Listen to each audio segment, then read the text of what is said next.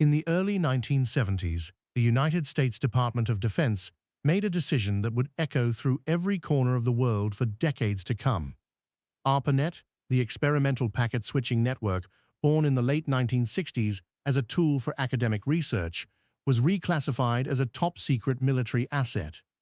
The directive came from the U.S. Defense Network Command, which argued that any civilian access would expose critical communications to Soviet espionage at a time when the Cold War still pulsed like a hidden current beneath global politics.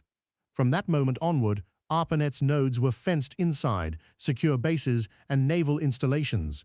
Universities that had once dreamed of sharing code across state lines found their proposals redirected to isolated intranets, each guarded by its own encryption keys and physical barriers. The promise of a shared digital commons was replaced with a series of compartmentalized research clusters, each reporting only to the Defense Network Command. The effect was immediate. Without an open backbone, the burgeoning community of computer scientists could not exchange data at speed. Papers that might have sparked collaborative breakthroughs instead traveled by courier or printed page. The United States retained a technological edge in secure communications, but the civilian sector lost the catalyst that would later ignite the information age. While engineers stared at locked terminals, television and radio continued to dominate public discourse. In the vacuum left by an absent internet, state-run broadcasters expanded their reach with unprecedented vigor. The European State Media Consortium, a coalition of national broadcasters, coordinated news bureaus across borders, creating a tightly woven tapestry of televised narratives that shaped perception on both sides of the Atlantic. Because no alternative platform existed for dissenting voices, governments found it easier to control the flow of information. Audiences received their world view through scheduled bulletins, primetime documentaries, and state-sponsored radio dramas. The lack of a public web meant there were no independent blogs, no viral videos, no real-time citizen reporting that could challenge official accounts. The result was a media landscape where credibility rested on institutional authority rather than peer verification. Viewers learned to trust the anchor desk as their primary source of truth, and any deviation from that script risked censorship or outright blacklisting. In this world, the battle for hearts and minds was fought in studios, not in chat rooms. The 1980s brought a quiet revolution within households. Personal computers began to appear on kitchen tables and office desks. Yet without an open network to distribute software, these machines remained islands of capability, each dependent on physical media for updates. Floppy disks, magnetic tapes, and later CD-ROMs became the lifelines that connected users to new applications. Software vendors turned to proprietary distribution channels. Large corporations, later organized under the Global Trade Council, controlled the flow of operating systems and productivity suites through tightly regulated supply chains. The idea of downloading a program from an online repository was foreign. Instead, customers waited for shipments or visited authorized service centers where technicians installed patches by hand. Because the internet never entered the public sphere, software development followed a slower, more centralized path. Innovation still occurred, but it required significant capital to manufacture and ship physical copies. The pace of adoption lagged behind our own timeline, stretching the diffusion of personal computing well into the late 1990s before it achieved mass-market penetration. As multinational corporations grew in influence, they faced a practical dilemma: how to conduct cross-border commerce without a global data highway. The answer arrived through negotiation and compromise.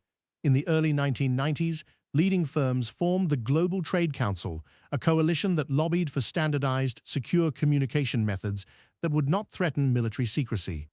The Council succeeded in establishing a set of protocols based on encrypted fax transmission, satellite-linked data bursts, and dedicated point-to-point lines owned by state carriers.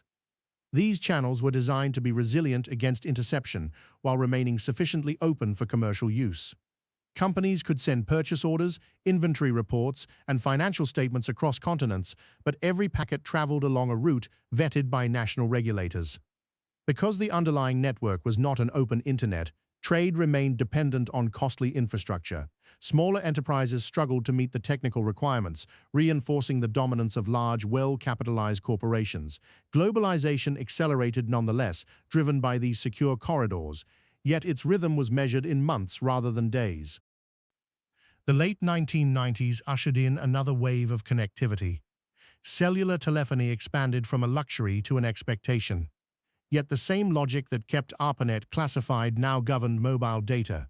Licenses for spectrum were granted exclusively to state-controlled carriers, and every base station was required to route traffic through government-approved gateways. Phones could carry voice, short text messages, and eventually modest data packets, but they could not host open services. No app stores, no streaming platforms, no peer-to-peer messaging that bypassed official oversight. Instead, mobile networks became conduits for state-sanctioned applications, health reminders from ministries of health, educational quizzes from national curricula, and secure banking interfaces vetted by the Global Trade Council. The impact was paradoxical. On one hand, citizens experienced unprecedented personal connectivity. On the other, their digital lives remained bounded by a framework that prioritized security over freedom. The mobile surge amplified the reach of state messaging while still leaving the underlying public network absent. By the early 2000s, an undercurrent of dissent began to surface among engineers and academics who had long worked within the sealed ARPANET environment. A loose coalition known as the Digital Underground Movement started to circulate fragments of classified protocols through clandestine channels, handwritten notes passed at conferences, encrypted files hidden on physical drives shipped abroad. Their goal was not chaos, but reform.